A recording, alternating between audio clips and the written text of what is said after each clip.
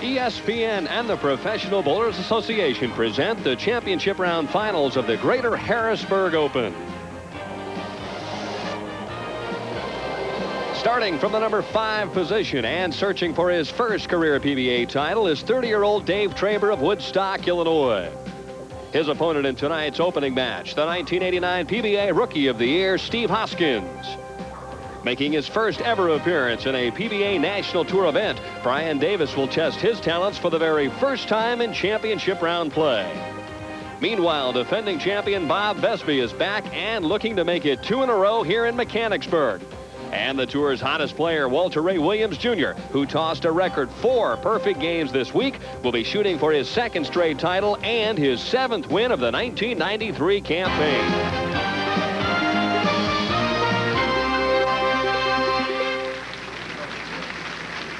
Good evening and welcome to ABC West Lanes, located in Mechanicsburg, Pennsylvania.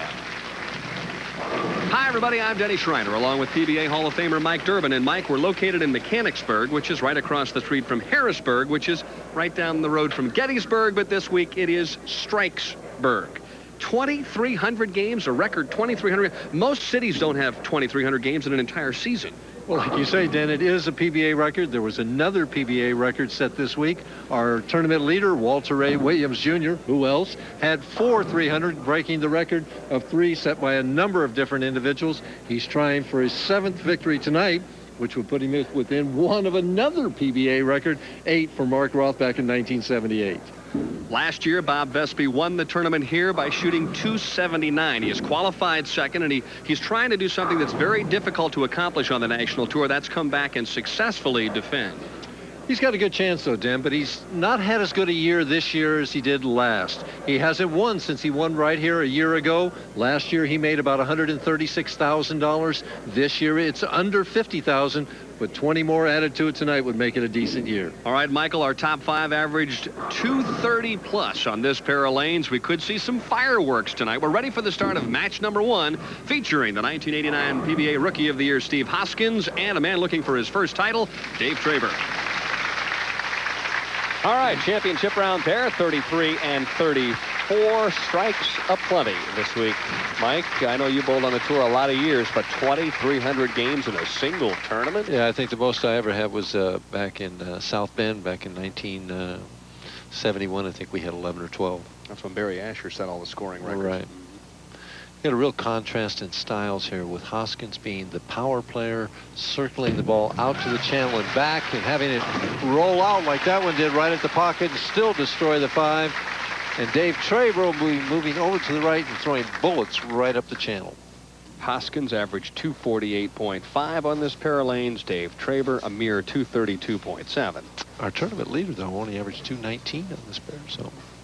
Somehow, I'd be willing to bet that Walter Ray will shoot better than 219 tonight in the title game. What gives you your first clue on that? Yeah.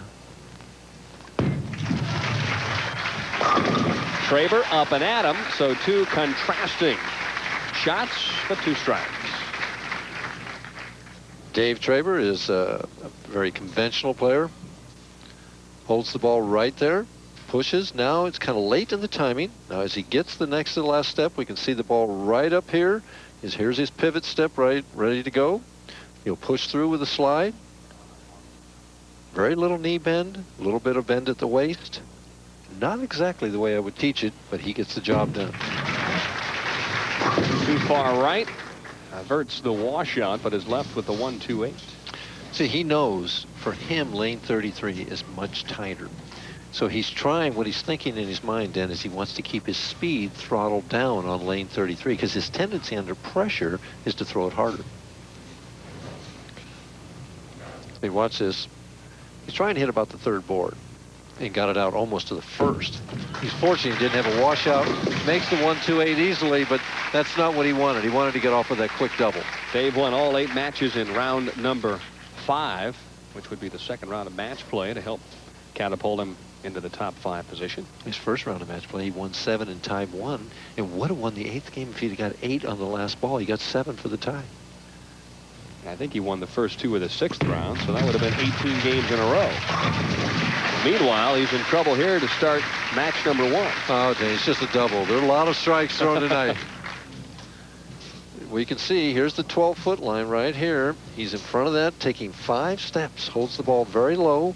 Now watch, pulls that ball up in the push away. Watch how high that backswing gets, way up here, and he's coming down. There he goes, that crank power torque shot. That rocking motion reminds you a lot of a PBA Hall of Famer, Wayne Webb.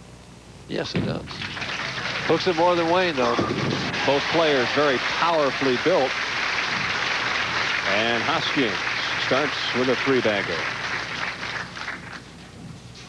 180, huh, for David, 6 feet. Just turned the magic age of 30. National titles. He did win the National Resident Pro Championship, but that does not count as a PBA national title. Has already captured 9 regional events. Yeah, shows you what kind of player he is. Very solid. Fits this one up into the pocket. 34 obviously is a very good lane. Let's see what kind of an adjustment he makes on the left-hand lane. Just has to hit what he's looking at, and he's looking at about the 3rd board. Right now, believe me, what he's thinking in his mind now is, Dave, just keep the speed down, make a nice stroke, and go right over the target. Ahead of last year's, well, not quite ahead of last year's pace, but will be, especially if he wins here tonight. Yeah, you could really pick it up with a little check of 20,000 added to it, right? I think he'd take the victory over the money anytime. Well, the classic over adjustment. And you just see him kind of just steer that speed and that arm swing toward the target. He aimed that shot all the way, and that's all in the mind right now. He's trying to fit it in there on that lane 33. The lane is scoreable. I watched him in practice, you know, when he was relaxed and he threw shot after shot after shot in the 1-3 pocket. Trouble. Oh, got it. Just enough to take care of the 3-6. So an early lead for Steve Hoskins as he starts with the first 3 and is ahead by 20 pins.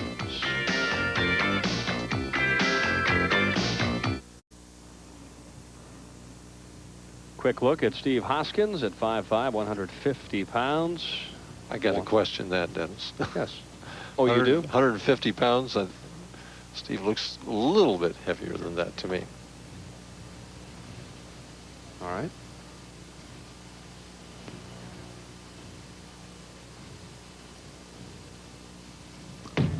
Trying to make it 4 in a row. And a beautiful shot coming out of the commercial break. Well, are we already thinking of 21 here, Den? 4 in a row. Seems to me with as many as they had this week, he averaged 248 on this pair. He obviously likes it. Although everybody told me that they're tighter tonight. Across the board. Yep. Out of Tarpon Springs, Florida, former PBA Rookie of the Year. 5-3 in championship round play with a 216 average.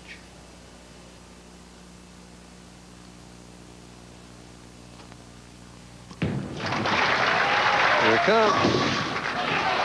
And there it goes. Right. Now that was the head pin that came flying across there, and all the crankers, the big hook players like Vespi and Hoskins told me that that head pin was going in front of the 10 all week long. The messengers never delivered the message. Wonder if that's because they hit the wall, the left wall, too fast. So fast, yeah, it sends probably. it back.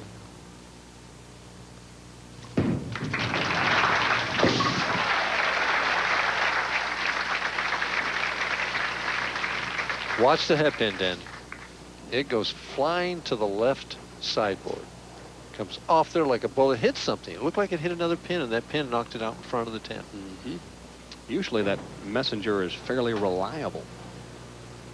About half the time. Yeah, I would say. We get the 10? Sure.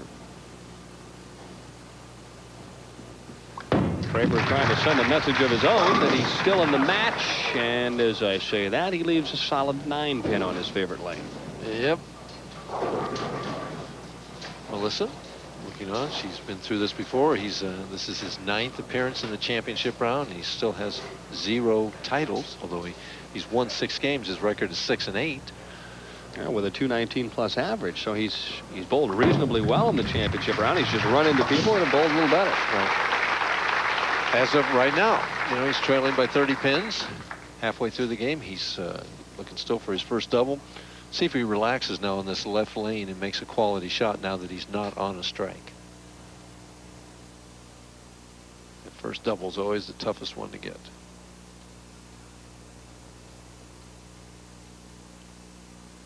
Brian Davis, bowling in his first ever PBA national event, is qualified number 3. You'll get a good look at this talented youngster. Coming up next. Oh, nice shot by Traber, who bounced back and had a couple of words of advice for lane 33. Well, it's more to himself. I think he gave himself a pep talk there. He's saying, you know, I can't hit you, you miserable 33. But see, he just relaxed here, right over about the 3rd board. Ball just finished flush in the 1-3 pocket. Maybe that'll get something started for Mr. Traber. Hoskins with a 30-pin advantage in the 6th frame. Wheels it out. Ooh, that one rolled out, and before it got to the 1-3 and left the 2-5. Now, if there's a chink in the armor of Steve Hoskins, it's spare shooting. He's struggled with spares in the past. Let's see how he plays this, whether he tries to throw a hook at it or throws it hard and straight.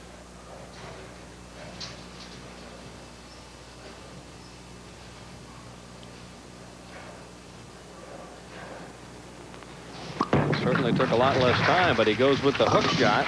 They rolled it out right at the 2-5. That really is just personal preference, isn't it? Most of the players nowadays are going with the hard and straight. But it, like you say, it is personal preference.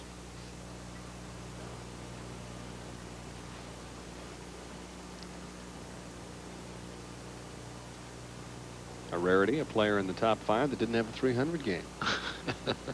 Brian Davis had 2. Walter Ray had a couple. Vespi had 1.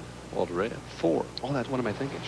I was thinking he used 2 different balls. He threw 2 with one ball and 2 with another ball. Right. All right, Hoskins with the early lead. When we come back, we'll find out if Dave Traber can double up and cut into this lead from ABC West Lanes in Mechanicsburg, Pennsylvania. Dave Traber on a strike, down by 28, needs this one to get back into the match. Well, Ron Hoskins went through this, or Steve Hoskins rather, before trying to get his first victory before he got it this year. So always trying to break through. Yeah, that's a process. Ooh, nice break there. 10-pin a little bit late falling, but it did get over. Strike here, cuts it to 8. Big shot right here. Let's see what hits the 10-pin here, Dan. It's just always amazes me on these kind of can opener shots of what hits the 10. Looked like it was almost a 9-pin. I think it was. 9-pin brushed it. He'd like to see the same result here on lane 33. Fitted it in very nicely the last time around. Good shot. Oh, it's there. It's all in the execution. Which is probably what he's telling himself. Right. I'm sure that's what he's telling himself. Let's see how Steve responds to that now. He's had the challenge thrown at him, but he's working on a strike, and the best way, you know, is to respond with a strike of your own. Having his best year ever in terms of earnings on the PBA Tour. Got a handful on that shot. Oh, what a powerful ball on 34. That hand rolled right through that ball, just wrist and probably put me in the hospital throwing a ball like that. Possible 267. Possible 249 for Mr. Traber, so it's still up for grabs. 18 pins the difference. Pivotal 9th frame right here.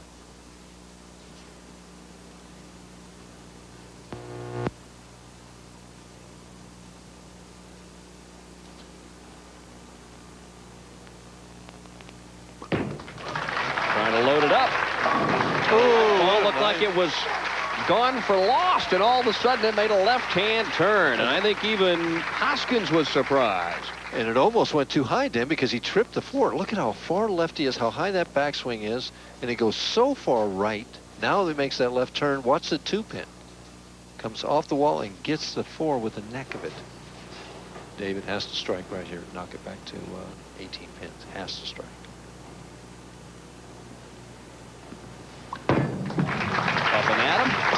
Perfect. Excellent shot by Traber, who is really feeling the heat right now.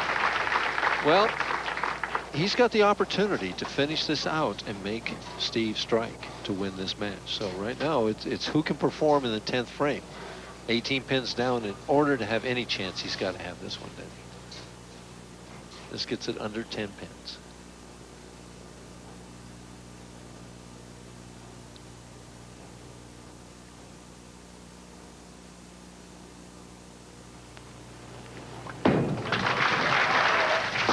Perfect. Well, you don't win 18 out of 24 match games if you don't perform in the 10th frame. Well, this is a big shot, though, because this gives him the lead for the first time in the match.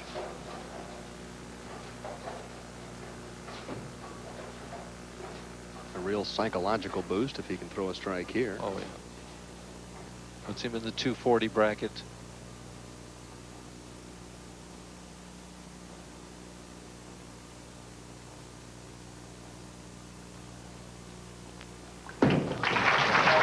Speed. Oh, dandy shot. What a finish for Dave Traber.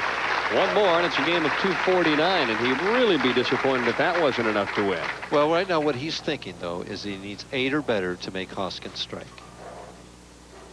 And again, he's thinking in his mind, now just keep the speed normal, because, again, his tendency under pressure is to throw it harder.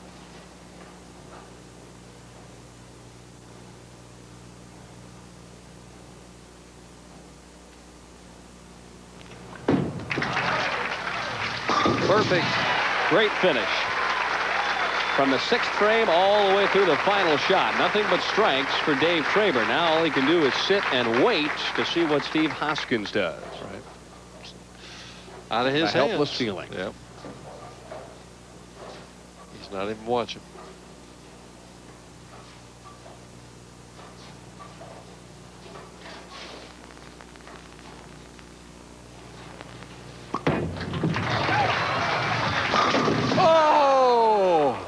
Solid 8, unbelievable. He couldn't have thrown it any better. That will absolutely rip your heart out if you're on the national tour. Watch this as it hits the pins.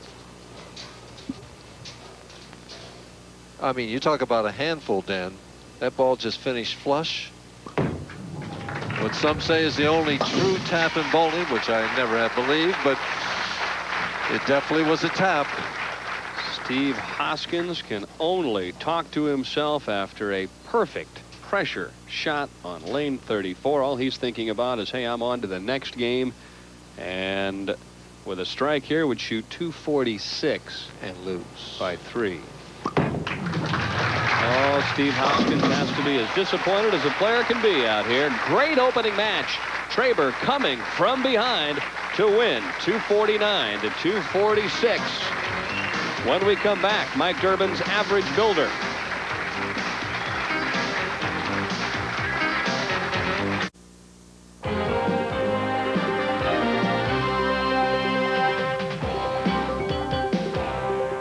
For this week's average builder, I thought I'd like to compare the contemporary power style of today with the more straighter, conventional style of some years past. And the bowler that we're going to use to represent the contemporary today style is the PBA's Iron Man, Harry Sullins, who after this tournament is breaking his streak of 239 consecutive tournaments. We're going to compare his power style with my style that's more conventional and straighter. Now earlier, both of us threw a shot. Let's take a look at them and analyze them step by step. We're both four-step players. I'm holding the ball waist high while Harry has it up by his chin. Now, as we start into the approach, I push and step at the same time. So in step number 1, there's where it is with my ball, where Harry really hasn't moved the ball at all, yet he's moved his right foot. Now, as we go into step number 2, take a look at where the ball is. With me, it's getting down beside my right knee. With Harry, it's basically where mine was in the first step, and this will be illustrated even more as we hit step 3. When we get into step 3, my ball has reached the peak of my backswing, which is shoulder high. Harry's ball is still going up. He's about halfway up his waist, and he's still going up. His timing is much later at this point. It takes a lot of strength to do that. Now, as we start the slide, we can see Harry's up at the peak. He's pulling the ball through, and I let go of the ball much earlier than he does, and he has a lot more power and wrist. And you also saw how his foot shot way over here to the right, where my right foot stayed basically behind. Two different styles. I think the important thing to remember is they both work. We're both PBA champions. We both made money on the PBA Tour. What you need to do is pick the style that's best for you. Next week, we're going to Homestead, Florida. We'll have another average builder, and it'll deal with targeting. We'll see you then. David Traber was right on target in the 10th as he defeated Steve Hoskins, his next opponent, Brian Davis, making his first ever appearance in championship round play. Record crowds all week long here in Mechanicsburg. 300 games were as easy as ABC West Lane. Yeah, we certainly were. And we still have 6 more games to go tonight. It could happen here yet. I'm not going to say anything. I don't want to jinx us. We've already had one this year on the senior tour, Ron Winger. National Tour's had one with Mike Albee. Traber loose after an opening game victory and a long stare at lane 33. What a match. 249, 246. Steve Hoskins deserved a much better fate. 8 strikes by Hoskins, and Traber, I think he wound up with 8 also. Yeah. 9. He wound up with 9. Finished with a 7-bagger and had a double. First shot runs high. One would suspect that the nerves are probably a bit on edge. 3-6-10 in the opening offering. Cool young player, only 21 years old. Bowling in his first PBA event. Has made the championship round. Just for the fun of it, a little trivia question for all of our bowling fans from coast to coast. There were 2 other players in PBA history that qualified for the telecast in their first ever events on the national tour. We'll give you a couple of frames, and then we'll give you the answers. Take a look at his style. Feet all the way at the back of the approach here. Holds the ball waist high. 5-step player. Head very steady. Pretty conventional. Watch him. He kind of creeps up on there. A low backswing, and see where the ball is down here. He's ready to go into the pivot step. Nice long slide. Rolls that wrist through. Pretty good balance at the end.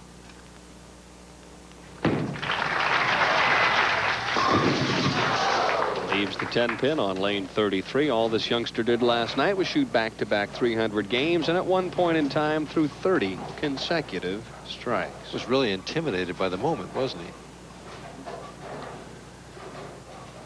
A trim 160. 21 years. A talented player. Likes to open up the lane. Practiced a lot of 10-pins in practice because he had trouble making it. So I missed it twice. How many could he have left this week? I don't know. You got to think that the advantage in this match is with Traber. And what David knows that too. He knows he's got the experience and everything else, and he wants to get ahead of this kid right away. On his good lane, 34.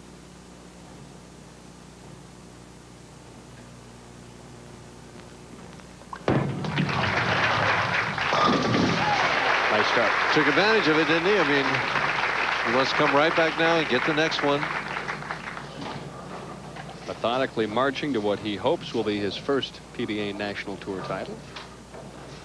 But not long enough to accomplish that feat.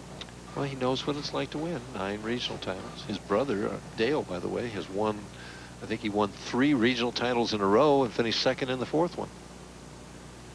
Just a question now of bumping it up a notch and playing on the national tour. That's right.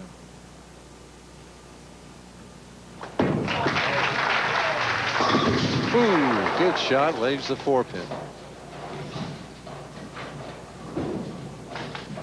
You bowled a number of regionals, Mike, through the years. There are several thousand outstanding local professionals, regional players. It's not easy to go out and win the regionals, but in many cases, when the national tour isn't on, a lot of the touring players are entered in those events as well. Certainly.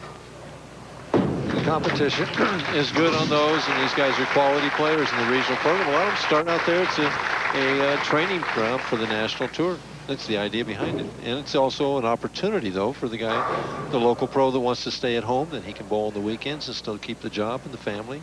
Have his cake, eat it too. From Castleberry, Florida, young Brian Davis looking for his first strike here in the championship round. Have a feeling it may come right on this shot. Ooh, look at that 10-pin. Wiggle, wiggle, but not go down. And getting the bad breaks right away. Back-to-back 10 pins. Get him out of the way early. Well, as soon as he gets that first strike and double and everything, it may really loosen him up, and that talent will come flowing out. Shaking the head, though, already before he's shooting the 10-pin. Won all 8 matches last night. Thumps it and misses it, and I think you might be right. You read the body English all the way. Had a chance to talk to him just prior to the telecast and asked him about his thoughts concerning qualifying for the championship round for the first time in his career. Oh, of course, I'm very surprised. This is my first tournament ever, like you said, and I just came out here to try to contend with these guys, and luck's been with me all week, and I'm just going to try to keep it going today. I've been very surprised all week, and it's gone so fast. It's almost gone.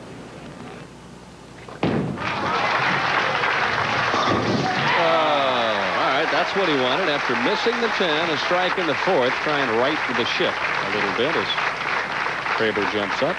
He's very poised, though. You notice, you know, even though he did shake the head before he shot the 10-pin, his other demeanor and body English seems to exude confidence. Can't tell you how impressed I was earlier this week in the National Amateur Finals at Stonehenge Place, where they crowned the National Amateur Champions this year with the play of Robert Smith and Liz Johnson. Just 2 outstanding young players, Mike, who just went about their business as if they'd been on the tour for 15 years. The younger players are just getting better and better. Ooh, boy. Forced that one in, almost left the 9. See that tie? That's the tie that I had on tonight. I was talking about the National Amateur Championships, right?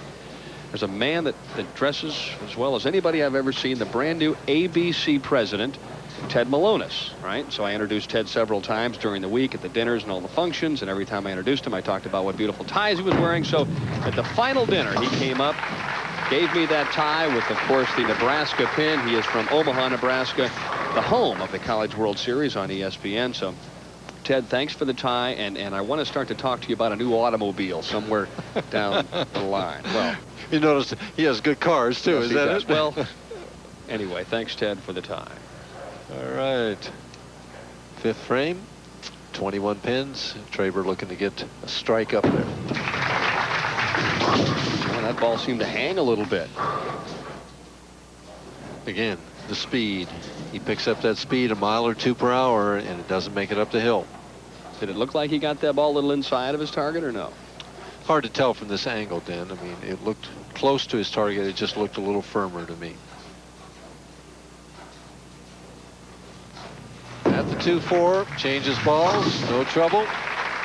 But with a couple strikes, Mr. Davis can get right back in this match. Solid 10-pin, the last effort on lane 34, so I think he's got a pretty good feel for this lane now. Yeah, it's a big shot right here, Dan. It's a key point in this match.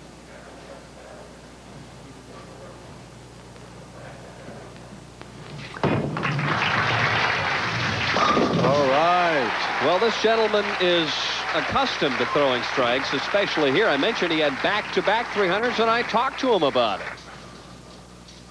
Well, the first...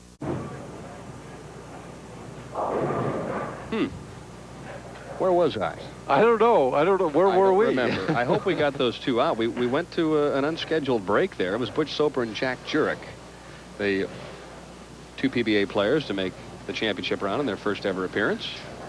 Well, I want to ask you the real trivia question. Butch Soper finished 2nd in that tournament in Arcadia.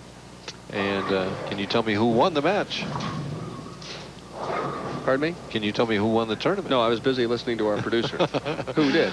Bill Beach. Okay. That was his only PBA victory, although he won an ABC Masters, too. And, of course, don't forget, next week we'll be heading down to Paula Carter's Pro Bowl in Homestead, Florida. And the telecast will be scheduled for Saturday afternoon. Absolutely incredible what they have accomplished down there since last August 24th. Of course, the bowling center was finished at that point in time, and then after the 24th was no longer standing. Right. Went right to work as soon as possible. An absolute incredible amount of work, and the center is back up, and they're ready and raring for a PBA event. So we'll be there. You're doggone right we will. What a testament. Persistence pays off without question. Looking forward to seeing my good friends. Hi. Ooh, big trouble right here. He just lost the lead with that one, Dan. 6, basically 8 out, is going to put him in the 190s. Below the 195 that Mr. Davis is bowling right now. He thought it was going to be there, playing this lane to be tighter, and it's starting to break down a little bit. And 7 out. Boy, that hurts him. That cost him 2 pins. He just lost all his count in that one frame. He's trailing this match by 5 pins right now. First game, high scores, 249 to 246. Things have settled down a bit here. Bob Vespi next in line in our top seed. Who else but Walter Ray Williams Jr.? Is that automatic every week? He's seated there? Thus far. Another half hit and another 10 pin on the right-hand lane. On the right-hand lane. Now that's his third 10 pin. He's made 1 out of 2. Shaking that head again now. Going to use the same ball that he used for the strike ball. What he tries to do is flatten the wrist out, throw it hard and straight. See, the thing in practice, he missed a couple on the right, so he's afraid to let it to the right. He wants to just throw hard at it. Stuck, but got the job done. Applauds his own effort. Let me ask you this, Mike. You were one of the outstanding spare shooters throughout your career on the national tour. What did you do to work hard on shooting the 10 pin? Same thing, basic thing that he's doing, you know, hard and straight, right at it. Did you used to practice with a full rack and try and pick off? Oh, sure. 10, or Absolutely. did you ever go through a streak where you missed quite a few? Yeah, I missed one in the PBA national tournament. It was very expensive.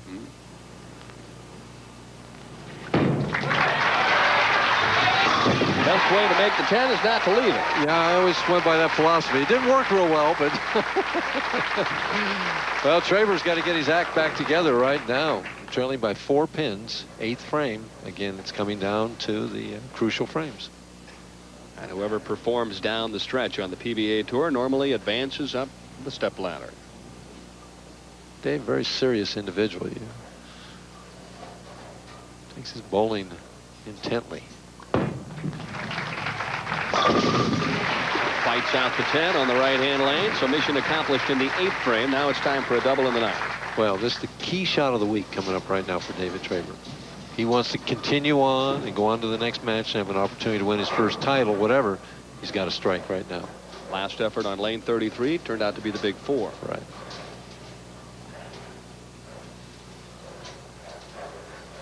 Can't see his feet from here, so I don't know if he's moving a board left, but that's what I would think that he would do. More loft, more speed, and a much better result. A fierce reaction to that shot. Well, you know, he's just very aggressive on that shot. He didn't worry about throwing it too hard. He fired it right up there and got the good reaction. This kid is finding out what it's like in the championship round right away and see how he responds. Still looks pretty cool to me. He looks very cool.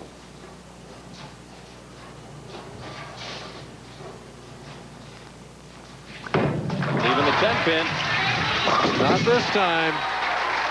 Sawed it right out of there, Mike Durbin. I tell you what, he's got a very professional demeanor about him all the way through.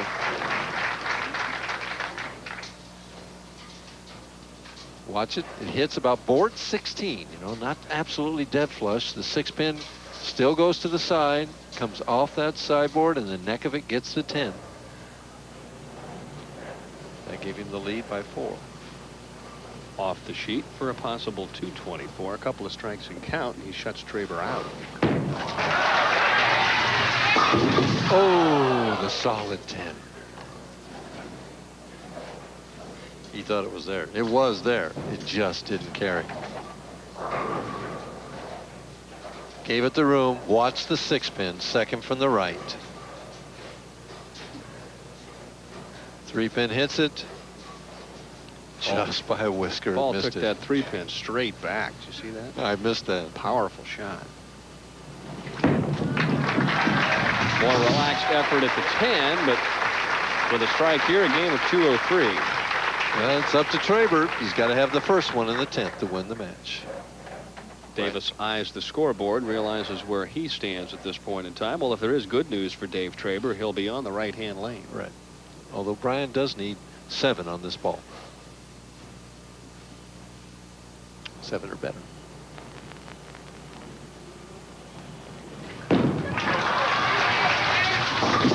Enough. Not what he wanted, but it's enough. 201. It's enough to make David Traber strike here.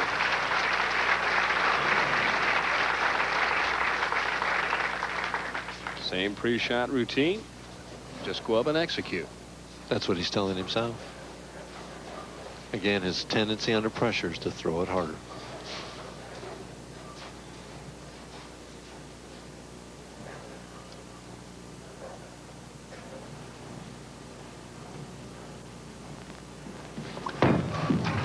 Up the track. Oh, he did throw it harder and left the solid 10.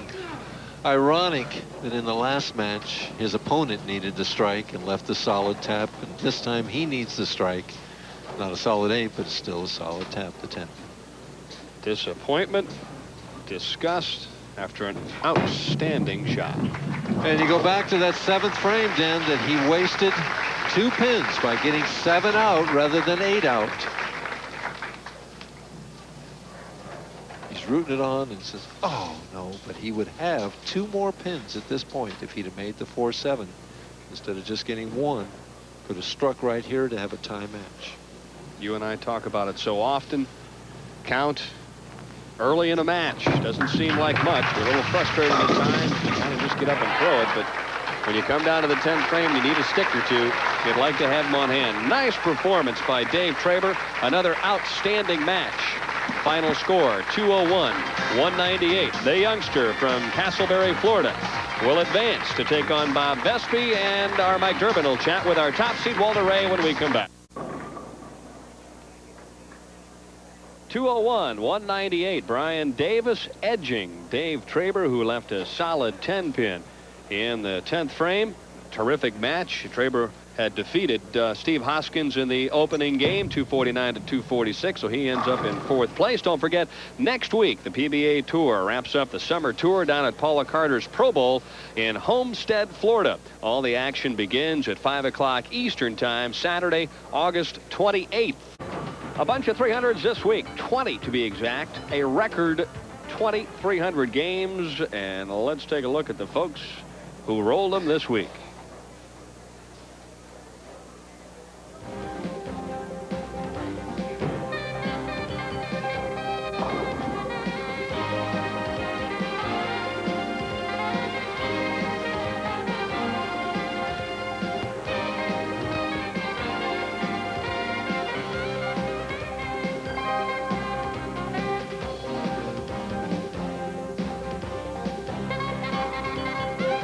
All right, let's take a look and chronicle the year that Walter Ray Williams Jr. is having. Unbelievable what he has been able to accomplish in 26 tournaments. Of course, Mark Roth with the record 8 victories, 26 cashes, 15 top 5s. And obviously the money is a lot different because Mark did that in 78 and Walter Ray has accomplished it in 93. Walter Ray standing by now with our Mike Durbin. Thank you very much, Denny. Walter, this is getting to be a weekly habit. You're just here every week. Well, not every week, but I'm enjoying this, definitely. Okay, you set a record this week. The old record was 3 300s in a tournament. A lot of guys did that. You got 4. Tell us about it, especially the last one when you set the record. Well, the last one was actually kind of interesting because I was hitting light in the pocket a lot, and I got in the 10th frame. I really wasn't even comfortable with where I was throwing the ball, and I had to make another adjustment with my feet in the 10th frame, and fortunately I made 3 good shots, and they all fell. Okay. A few weeks ago, or maybe earlier in the year, thinking about Mark Roth's 8 titles and Mike Albee's 298,000 seemed out of sight. Suddenly now, if you win tonight, it's 7 victories, 250,000. Are you thinking about that at all? I'm not really thinking about it while I'm bowling, but in between the bowling rounds, I think about it a little bit, but it's still a long way to go, and I just have to keep bowling as well as I can. You know, in the past, I've talked to you, and, you know, you love horseshoes, and we all know that, and you've always told me that you always liked horseshoes better, but bowling paid better. Is it getting to where now bowling is just as much fun? Well, bowling's been fun, but horseshoes is something I did is first, and it's my first love. And even though I really love bowling, I love horseshoes probably just a little touch more, even though there's no money in it. And you know, but I'm definitely paying some bills this year. Okay, he's hoping to pay a few more bills.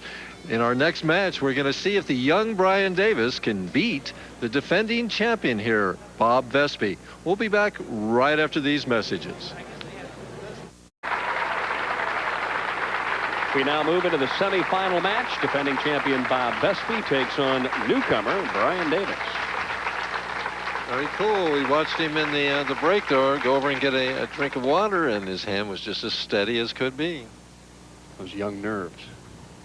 Boy, my young nerves weren't that way, so my old nerves weren't that way either. So See if his arm swing loosens up here in the semifinal. Good shot. No messenger, and the 10-pin stands on lane 33. He left, what, 4 10-pins in that last match, and he starts right off the same place. Thing I always look at, though, is when the heat's on, when you have to have the hit, does it stand? Boy, we've had 2 classic matches, 2 great shots by players in the 10th frame, a solid 8 and a solid 10. That's eliminated Steve Hoskins and Dave Traber. I guess if there's any consolation in their minds, at least they knew they went up and threw great shots. That's all you can do. That's all you can do. I mean, you tell yourself that, but you're still thinking what could have been.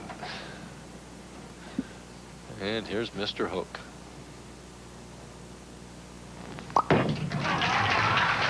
Vespi opens up with a strike. You made an interesting observation about his game and approach.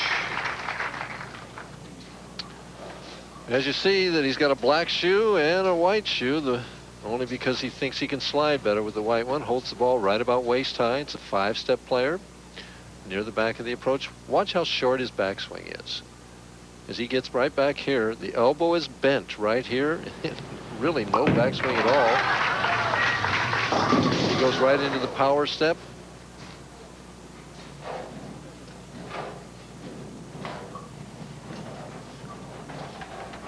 Right here, there's the slide, and the wrist rolls through with a big hook.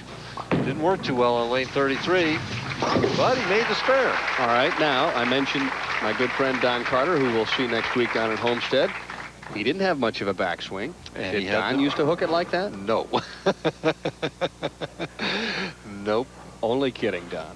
Was the master of keeping it in the track. He didn't have to hook it, No, see? That's no. why he didn't. Well, it wasn't the game then. Sure.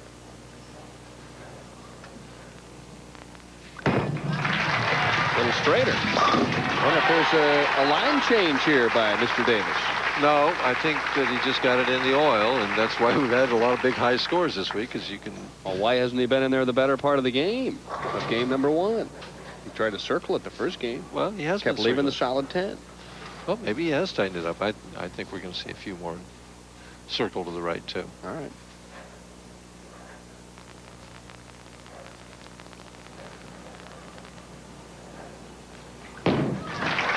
Like that one.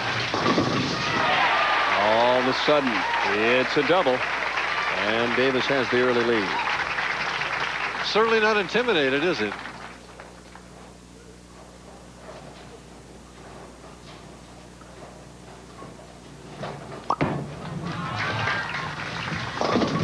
Well, he didn't like that one it at all. Boy, I guess not. Trying to tell himself to stay down and slow down. Left the dinner bucket on 34, and he was turned around before the ball got to the arrows. Boy, that ball quit and rolled out and just never had a chance.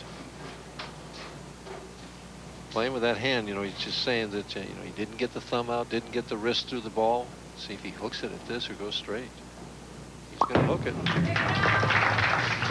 Boy, he made it. Beautiful shot. I had a chance to talk to Bob and asked him how tough it is to come back and try and defend a title, and this was his response. Well, I've had a lot of luck in the summer once again. You know, I won last year in Tucson for my first title, and then 2 months later followed up with here in Harrisburg.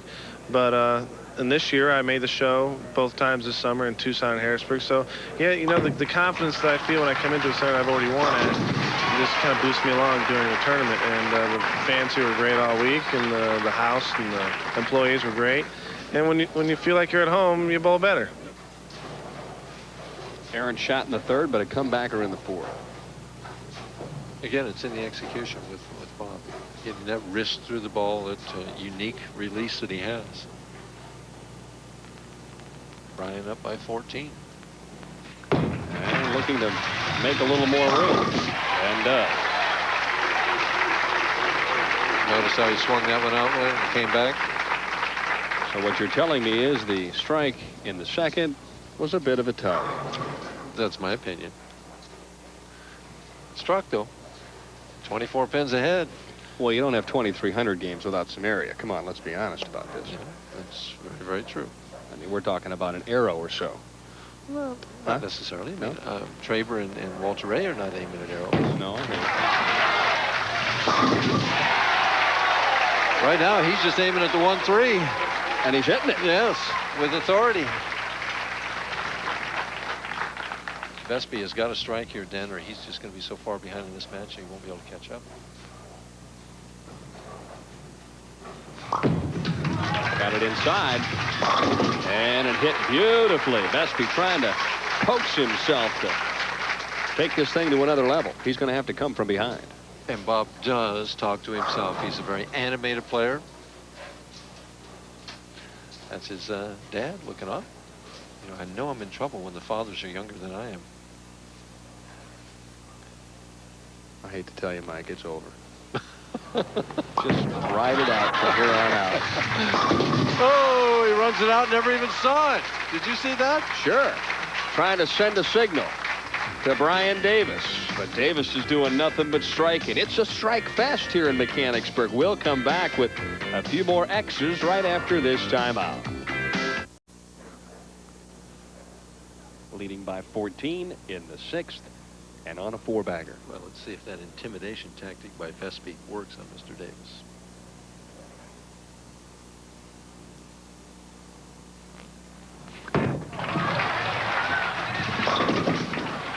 Ten pin. A little rollout shot. Well, he keeps every ball in play, doesn't he? I like that part of his game. Here appears to be the weakness. He appears to be more afraid of the 10 pin than he is all 10 pins. 3 for 4 tonight. Yeah, but some of the others have been shaky. He was shaky that first one in the first frame of this game.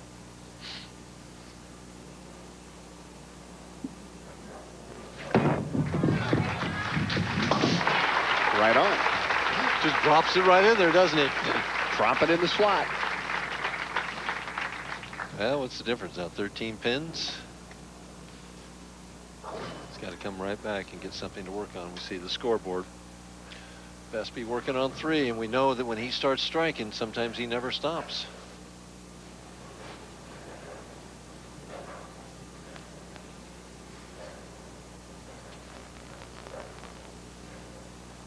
Turned that one early. And didn't get away with it. Yeah, you see him playing with his hand there, and then he looks at his thumb. While we've got a moment, Gina and Gary Bauer, of course, part owners here at ABC West, want to say hi to Ashley, Sherry, and Chuck in Castle Rock, Colorado. Best wishes for a speedy recovery from a quadruple bypass. And, of course, they're talking about PBA member Jim Tomic. Yeah, he bowled on the senior tour. So relax a little bit, James. Enjoy the action. And get well soon. Couple big frames coming up here from Vespi, trailing by 12 pins. One more cuts it to 2. Puts him in a position then to take the lead, so we'll see. Very little time once he gets up there.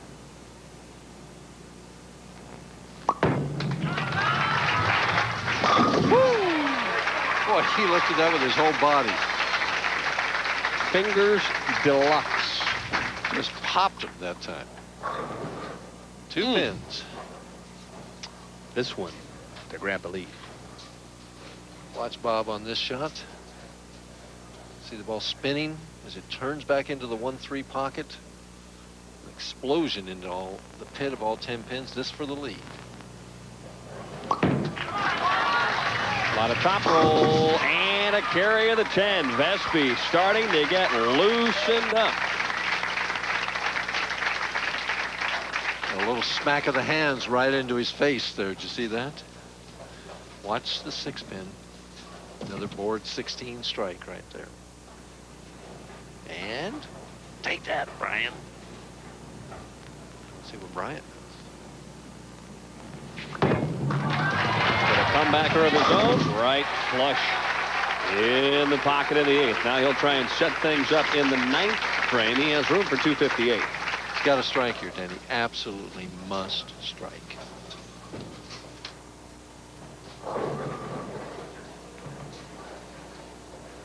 It'd be 258 to 266 if they both take it out. This to regain the lead.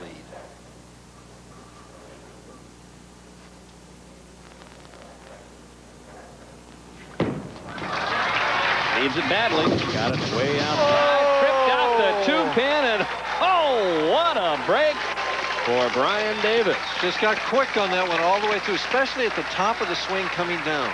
Just didn't wait there. But what a break. The head pin goes to the wall, comes back off, and it was the 5-pin looked like came forward and got the 2. Vespi trying to lock in again. Oh, he's just hammering the pocket. Well, it's back and forth. That puts him back in the lead by 8 pins. 2 strikes in the 10th, and he locks out Brian. But we were here before. Every match come right down. Boy, he takes no time, you know.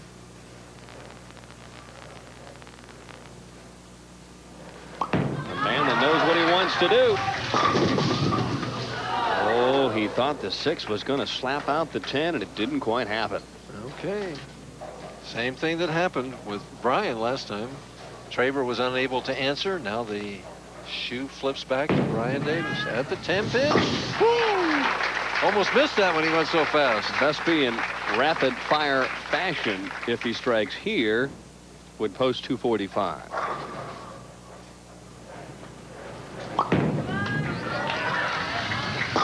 And he does.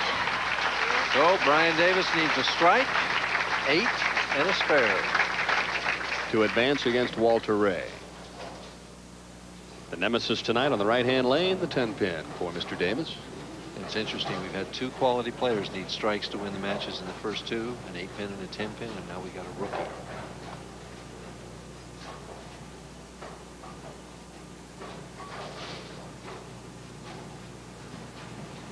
Who needs a strike?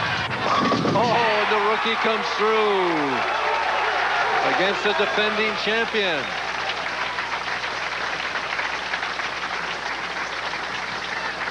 Needs 8 to spare, then. It's not over yet. We can have a tie. We can have a number of things. So. Methodically has thrown 3 in a row in the 8th, the 9th, and the 10th. He wouldn't mind a 10-pin right there, then.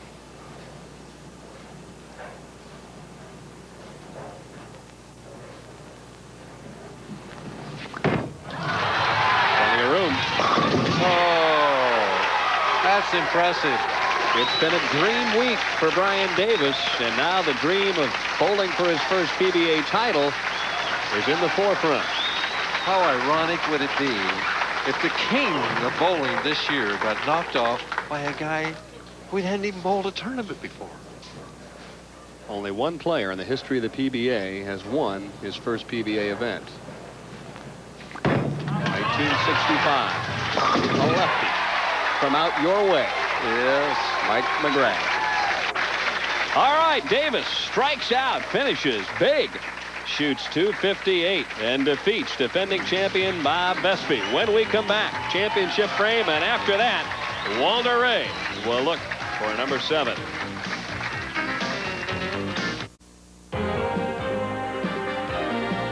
Championship frame is brought to you by Midas. Midas, the way it should be. And in match 1, Steve Hoskins needed that first strike in the 10th frame. move on to beat David Traber. He couldn't have thrown it any better as it wound up flush in the 1-3, but the 8-pin didn't agree.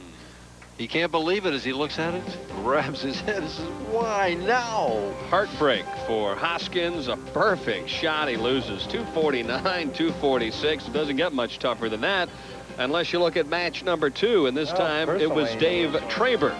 And this was in the 10th frame. And things have a way of evening out so quickly on the PBA Tour. Traber needs this strike to move on. And the 10-pin doesn't cooperate. He's running it out and says, oh! Professionally. So, Brian Davis moved on, 201 to 198. And then it was into match number 3. And this was a serious shot in the 10th frame. Brian Davis is one cool young man, 21 years old, needs this strike to defeat the defending champion. Nothing timid about this one. All 10 in the pit, and he moves on. Fabulous shot by Brian Davis. His reaction, very calm. Well, it's supposed to go down. Yeah. When you're 21, they all go down. Yeah. 258, 245, and a brilliant performance by Brian Davis. All right, waiting now for Walter Ray Williams Jr. and the start of a title match. And let's take a look at our other finishers this week. From ABC West Lanes in Mechanicsburg, Dave D'Entremont was 6th, and Ron Williams was 7th. And in 8th position, as we get to it here. There it is. Derek Williams, and of course Bob Benoit. Another guy can hook that ball. I'll tell you what, the Williams boys were all over the place this week as Mark finished 11th. And Steve Wilson, Curtis Odom in the 13th spot. Elsewhere down in the finals, Bob Learn Jr., Mr. 300, along with Eugene McHugh. We had a 300 this week. In fact, a couple of them, I think. Jim Johnson and Steve Myers in that 17th spot. 18th position, George Branham III, and Don Moser was 19th. And the 20th, Tommy DeLutz. Doug Kent, former Masters champion, in the 21st spot. As we round out the top 24, Billy Oakes 22nd, and Andrew Nauer was 23rd. And Eric Forkel, at the alternate, Rich Dodge from Virginia. All right, when we come back to Mechanicsburg, Walter Ray Williams Jr. will look for his 2nd consecutive victory, his 7th of the season, to join the great one, Earl Anthony, as the only 2 7-time winners on the national tour.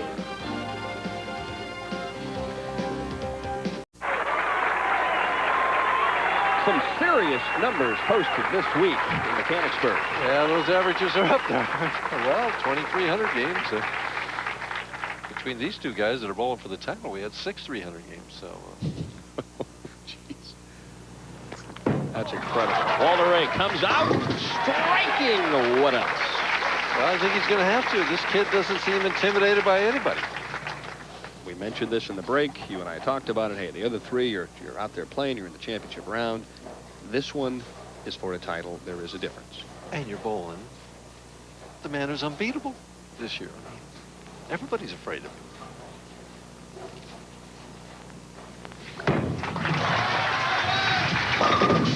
Except for Brian Davis. Yeah, right. Well, he says, Walter who?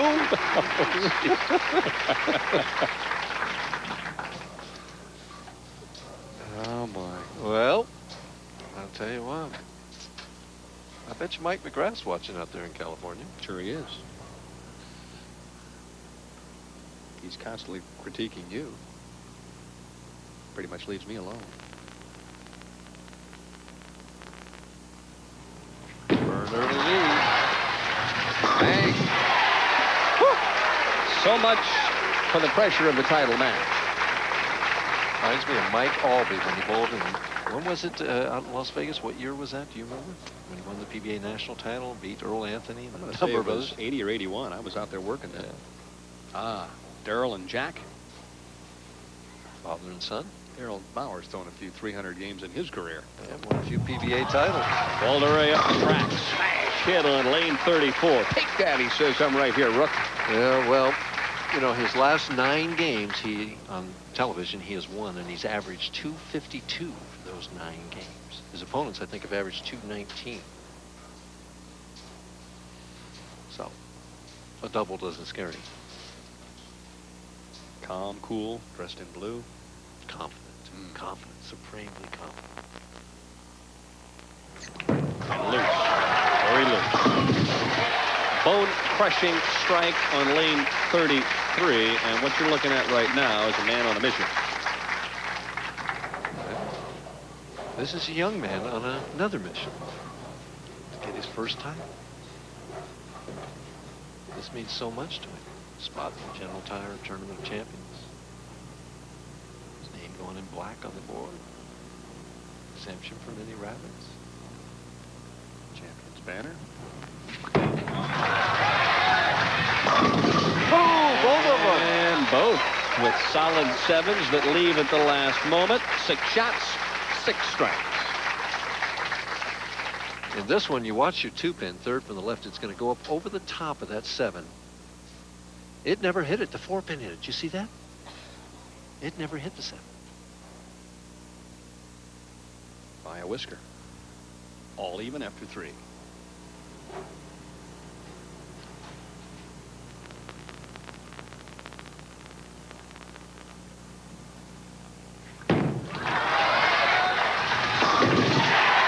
Well, I'll tell you what, this young man's very, very impressive. Had 9 strikes in the semifinal game victory over defending champion Bob Vespi. Walter Ray back to even things up. When Walter Ray stands all the way to the back like that, he's going for max speed. Up the track, Drill City. See, that's what he told me he did all week long. I said, would you throw that hard all week? He said, sometimes I throw a little harder.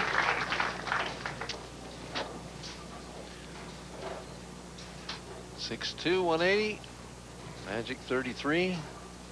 No regional titles, Dan, just national titles. That keeps me busy enough. He's got his hands full here tonight. A little wide. Messenger came over and didn't quite touch the 10. It's been missing all week for these guys, Dan. Walter Ray will have to settle for 9 spare in the 5th. Watch the head pin. Goes flying to the left, comes off the sideboard, and turn the wrong way. Turn with the butt coming out. Bing.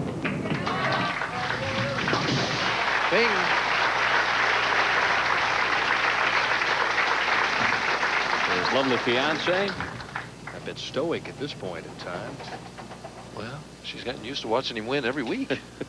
You're right. Paige is probably saying, well, I know Walter. He'll figure out something in the end here to get this job done.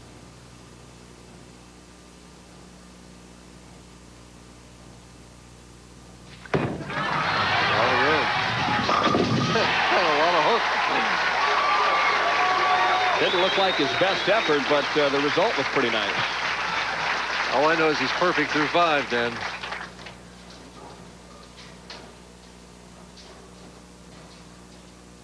Kind of a little stutter step there. Over about the 3rd arrow, out to maybe the 5th board. And the 6 just nudges out to 10. Another board 16 strike.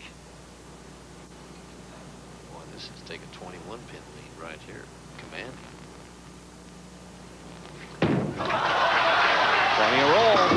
Oh!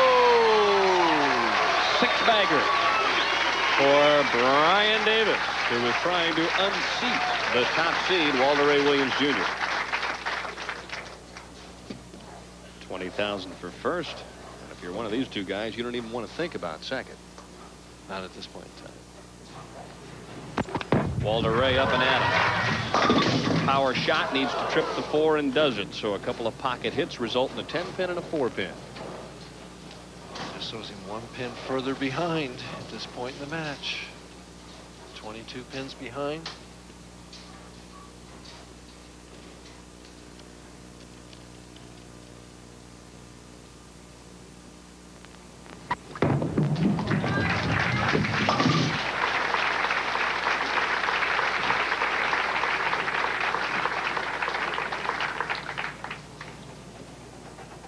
Walter Ray down by 22, but certainly not out of this match.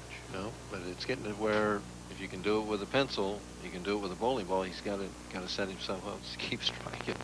Brian Davis shows no signs of slowing down. Oh,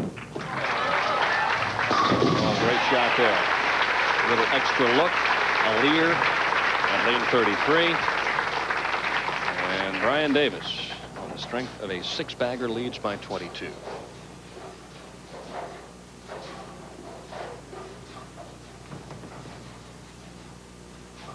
Extra time in this frame, man.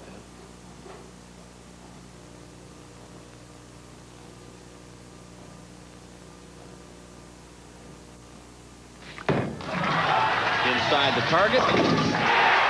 And an explosive strike on lane 34. I had a chance to talk to Brian and asked him, what about your strategy? What about getting to the title match? Do you think you can win? Oh, I'm very satisfied just to get this far, and now I'm just going to take it one step at a time. If I do it, that's great. If not, I gave it my best shot. And I'm having a great time right now.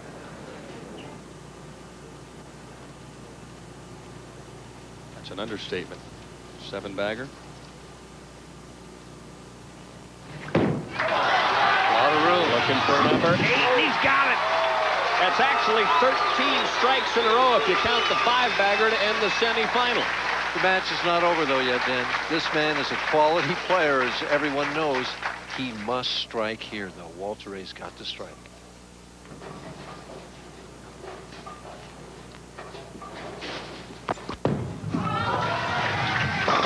All right, keeps him alive. Has to set up the 10th frame. If he strikes here, even if Brian Davis strikes in the 9th frame, it's not over. He'd have to have a mark in the 10th. This, to me, is what commands so much respect in terms of the top seeds. The guy leads all week long, has to come back and win again, and look what's happening. Whew. Tough on you. Walter Ray trying to fight back. Oh, fastball on the left-hand lane and a strike in the 9th. Well, I tell you what better scene can we have here? Brian Davis steps up in the 9th frame, and there's a lot of money staring at him right now in these next 2 frames. For 300, 10,000 from the PBA, $100,000 from Brunswick Corporation.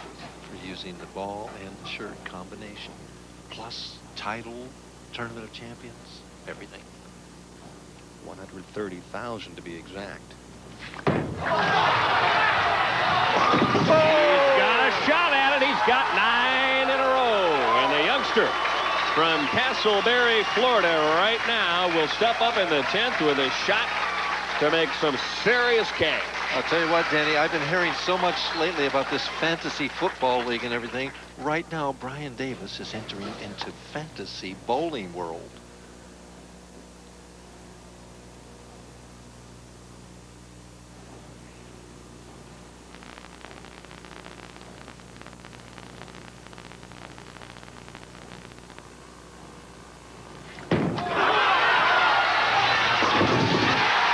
Won the tournament, Danny.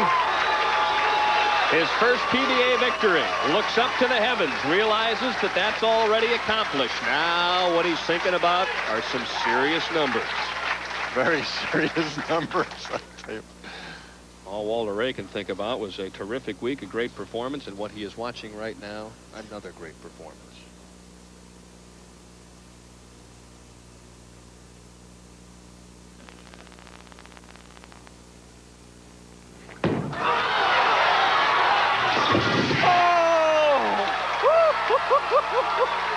Oh! All right, settle down, Mr. Durbin, and fasten your seatbelt. This shot for $130,000 in his first ever appearance in the championship round.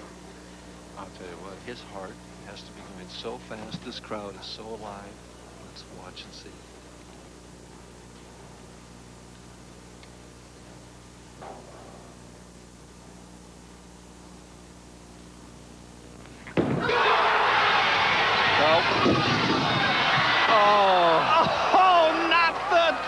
And what a performance by Brian Davis, who let $110,000 slip right through his fingertips. Well, He's got the title. He's got the Tournament of Champions trip. Unbelievable.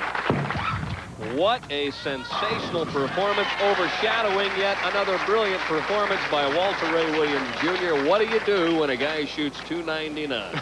Pat him on the back and you head to next week.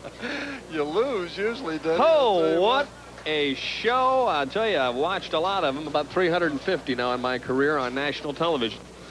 Not too many more exciting than this finish here tonight. Wow. And Walter, he bowled above his 252 average. When we come back, we'll wrap things up from ABC West Lanes. Brian Davis shooting 299 and capturing his first ever PBA title.